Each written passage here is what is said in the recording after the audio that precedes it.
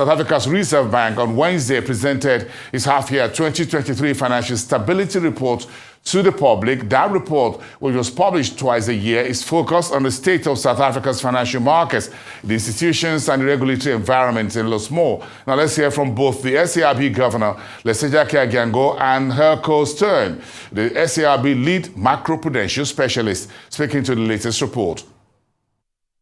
This forum allows us to unpack how global and domestic economic developments affect the domestic financial sector, which is the basis of the Financial Stability Review released today.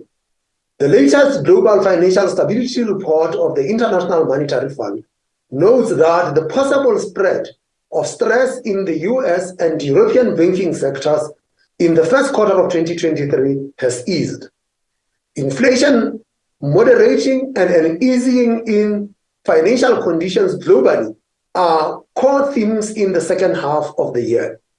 However, inflation surprises, lingering concerns over China's growth prospects, and renewed concerns about global debt sustainability could lead to a repricing of assets.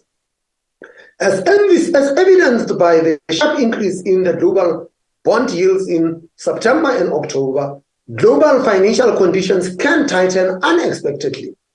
Risks to the global growth remain skewed to the downside as inflation remains elevated and interest rates are set to remain higher for longer. The effects of higher interest rates are becoming apparent, notably impacting the repayment capacity of corporate and household borrowers. Looking back at 2023, the year has been characterized by higher interest rates in advanced economies, uncertainty about economic growth trajectories, and constrained fiscal positions. Yields on 10-year government bonds in advanced economies have increased significantly relative to emerging markets since the release of the Financial Stability Review in May 2023.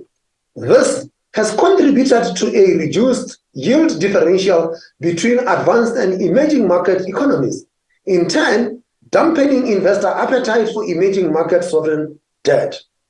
Domestically, systemic risk has remained elevated since the release of the May 2023 Financial Stability Review, albeit that some of the underlying contributing factors have changed. Similar to other emerging markets, rising fiscal risk has been flagged as a financial stability concern in South Africa, given government's increasing debt levels and associated higher debt service costs. The impact of being on the Financial Action Task Force's grey list also continues to be felt. Systemic risks that have subsided somewhat include the decrease in the risk of secondary sanctions being imposed on South Africa and the potential easing of electricity supply constraints following a marked increase in new electricity generation projects registered with the National Energy Regulator of South Africa in 2023.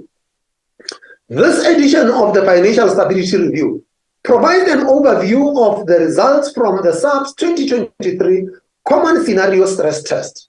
The exercise covers the 6 South African banks designated as systemically important financial institutions, representing 92% of total banking sector assets as at 31 December 2022. The Common Scenario Stress Test is a macroprudential bank stress test used to identify any risks and potential vulnerabilities. This is achieved through the assessment of participating banks' resilience to severe adverse macroeconomic scenarios. While the Common Scenario Stress Test also assesses the health of individual financial institutions, the ultimate objective is to determine whether the identified vulnerabilities could compromise the stability of the broader financial sector.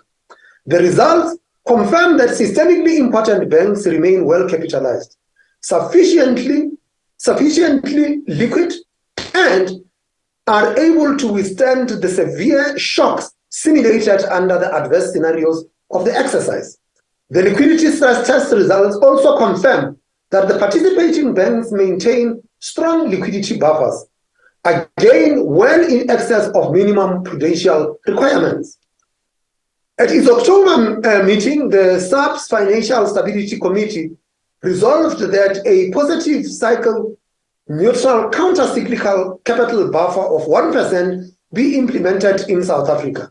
This will be phased in from the 1st of January 2025 and will be fully implemented by 31st December 2025.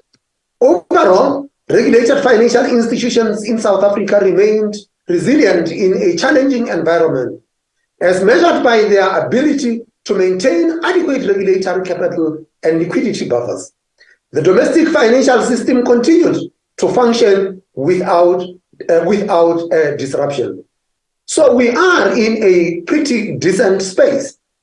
I would now like to hand over to Herco Steyn, who will present an overview of the FSR. Thank you very much, Governor. So one of my colleagues always says there are three certainties in life: death, taxes, and definitional issues.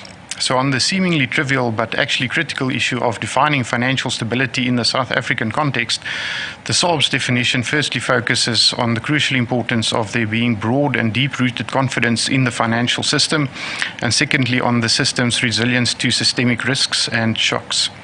The pursuit of financial stability is therefore perpetual, as new risks are always emerging. The SARB's primary mandate of achieving and maintaining price stability is enshrined in South Africa's constitution. In addition, the Financial Sector Regulation Act 9 of 2017 gives the SARB a statutory mandate for protecting and enhancing financial stability. Delivering on this statutory mandate requires a two-pronged approach. The first relates to monitoring and identifying risks and mitigating them to the extent possible. However, not all risks can be readily foreseen, and, as COVID-19 demonstrated, shocks will always occur. This is where the second component of resilience becomes pertinent. Delivering on the SARB's financial stability mandate does not mean all shocks are prevented, but rather that the financial system is sufficiently resilient to absorb the impact of shocks. Although the Financial Sector Regulation Act assigns a lead role to the SARB in protecting and enhancing financial stability, it empowers several other financial sector regulators as well as the National Treasury to support the SARB in pursuing this mandate. The SARB cannot deliver on its financial stability mandate on its own, and interagency collaboration and cooperation are therefore crucial.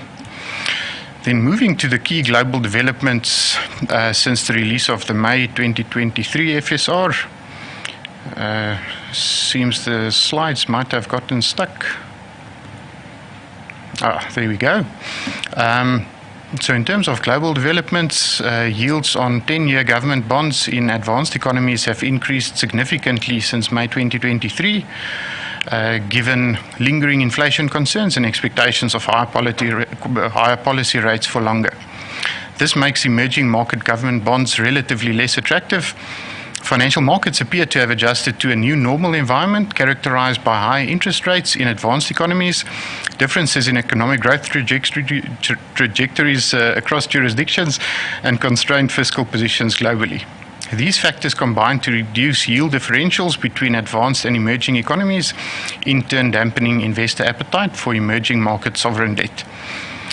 While indicators suggest that interest rates are at or near their peaks, there are factors that could undermine the moderation in global inflation, including high energy prices and ongoing geopolitical tensions. Additional policy tightening may tip the global economy into a recession, dampen appetite for riskier assets, and expose financial vulnerabilities. From an emerging market perspective, idiosyncratic factors increasingly lead to diverging inflation expectations and policy rates.